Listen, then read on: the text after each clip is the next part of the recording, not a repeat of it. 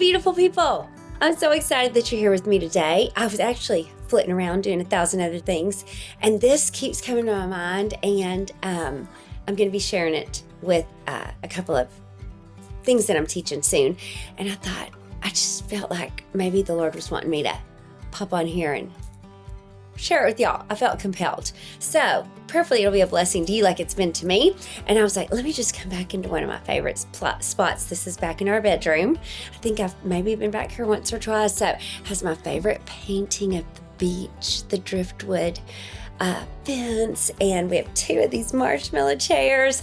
So this is where Danny and I like to come and have quiet time and coffee, and looks out on our beautiful backyard, all the things. So I brought you into one of my favorite places. And so this topic, this is going to be about our imagination. And I'm reading in a new devotional, and it's so dang good, y'all. I'm only like 20% through it, but I think I'm going to have to get the real book so I can like highlight, underline, take notes, all the things. So it's called Changing Your Reality by Wendy Backlund. So good. She's the same one that wrote Victorious Emotions that I liked so much. And so this one particular, only in chapter 10, or I don't know, day 10, it's a 50-day devotional, I think. And the title really captivated me. The title is Sanctified Imagination. Sanctified. So, if you think about what that word means, we could actually Google it, but I didn't. Being made pure. Let's just Google it real quick. Let's just see. Let's do this together. I want to give you an accurate definition instead of just what the Joya translation in my mind, what it means to me. Set apart. Okay, that's a great definition. Declare holy, consecrate. Synonyms could be to approve, to purify, to cleanse. Okay, so those are all great words, right?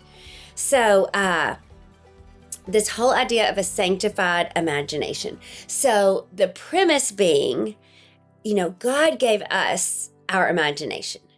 And so it's supposed to work for us. It's supposed to help us be even more like Him, like creative in all the positive, most beautiful ways, right? To bless others, ourselves, make the world a better place, etc., etc. And yet sometimes what I have found for both myself and others, those I mentor and coach, is it can actually be a tool where we can, in a not healthy way, go into the what ifs that are not in the positive. They're all the what ifs in the negative. And most of the time, based on either perceived imperfections, weaknesses, insecurities of our own, or past experiences that did not go the way we had hoped or planned. And so this is a really great, I wanted to just read you a couple parts of this. One of the biggest ways to redefine yourself and really believe what God is saying about you is to use your imagination, but in the way that God intended, right? It was actually created for faith.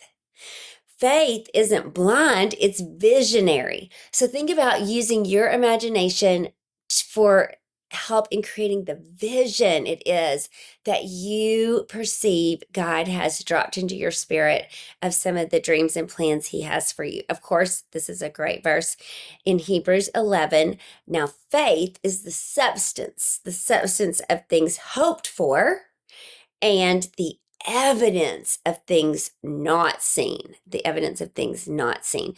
It means that you see something nobody else can see yet. And to see something new, we have to use our what? Imagination. It's the womb of faith. It's where dreams and more correct perceptions of ourself, who God thought us up to become when He created us, where those are birthed, right? So this was a cool story. There was a man who was a surgeon, a plastic surgeon. So he made people's faces, bodies, etc., even more beautiful. And what he found was that so many people, after their surgery with him, he could not get them to see themselves differently. And it distressed him so much to the point that he actually quit being a surgeon and went back to school and became a psychologist. Can you stand it? Like, it bothered him. It bothered him to the extent that he was willing to make a change, a serious life change for himself.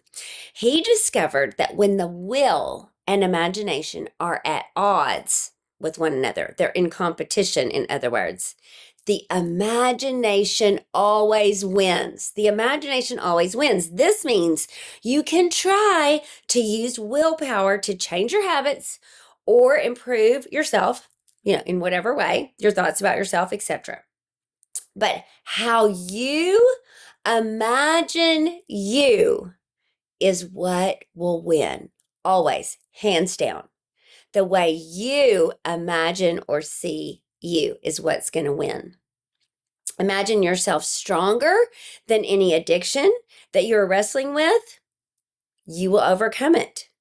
Imagine yourself as a success or a great speaker. You will find yourself showing up that way. Imagining yourself full of wisdom, favor, and joy. You will see yourself showing up that way in who you be. Not just what you do, but who you be. If you want to do something different, you must believe something different about beautiful you, using that sanctified imagination, the one that's in alignment with God and what He had in mind when He thought you up and then created you. Allowing God to come in and use our imaginations will change everything. Most of us are already using our imagination to create negative outcomes. Again, what if I try? What if I fail? What if I try again? What if they're right in them asking me, really, you think you can do that? Well, why didn't you do it last time? Well, remember, it didn't turn out so blah, blah, blah, right? So we're using it. It's just that we're using it to create more negative outcomes based on past experiences. So what if instead we asked the Holy Spirit to activate our heavenly imagination to create heavenly outcomes, right? Which can be birthed through our faith in the Lord and in the person He created us to be. I love that so much. So what if you imagine a future that is not based on past experiences, but based on the goodness and promises of God in His Word? Invite the Holy Spirit to take over your imagination and to turn on a soaking, a marinating of all the possibilities, again, based on the promises of God, so that we can be in a place that we're in alignment with Him and He is constantly cleansing, upgrading, setting apart us and our imagination about who we can be, the full potential of our calling and gifts. I don't know. What do y'all think? I'm dying to hear because I loved this so much. Like I said, just the thought process of it. Also, sometimes when we talk about, I'm all about being self-confident, but not if it's going to lead me into more self-reliance. That can get me into trouble, speaking for myself. What if we allowed all those things, the dreams, the hopes, who we be, the habits we want to change? What if we asked the Holy Spirit to bring us into a sanctified imagination where our thoughts and imaginations are in alignment with God's and again, who He had in mind when He thought beautiful you up in the first place? I am intrigued. I am inspired. I want to know what you have to say. This is where I do wish you were sitting in the other marshmallow chair so we could have a juicy conversation about it. Please leave it in the comments below. Your thoughts, your tips and tricks, what you have found that have served you the best so that we can all grow together. Because for true, we're better together. Okay, here we go, girls and guys. If you're on here, can't wait to hear what you have to share. Thanks a million for tuning in. Make it a beautiful day.